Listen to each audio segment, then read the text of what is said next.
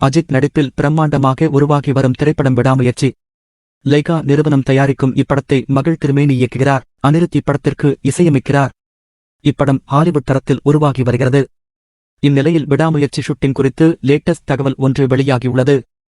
விடாமுயற்சி படப்பிடிப்பு முதலில் தாமதமாக ஆரம்பிக்கப்பட்டாலும் மகிழ் திருமேனி படப்பிடிப்பை விரைவாக முடிக்க வேண்டுமென்ற எண்ணத்தில் வாரத்தின் 7 நாளும் இரவு பகலாக ஷூட்டிங் தொடர்ந்து நடந்து கொண்டே இருந்தது.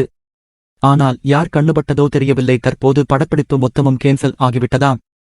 அதாவது அஜர்பைஜானில் தற்போது புயல் காற்று வீசி வருகிறதாம். ஷூட்டிங் நடைபெற்றுக் கொண்டிருக்கும் போதே மணல் பொழுது சுழட்டி அடித்ததால் படக்குழுவினர் லென்ஸ் அனைத்தையும் மூடிவிட்டதால் அதிகமான சேதம் தடுக்கப்பட்டது.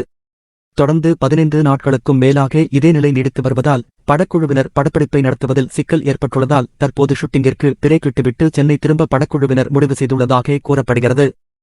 ஒரு வார கேப்பிற்கு பின்னர் மீண்டும் படப்பிடிப்பு துவங்கும் என எதிர்பார்க்கப்படுகிறது.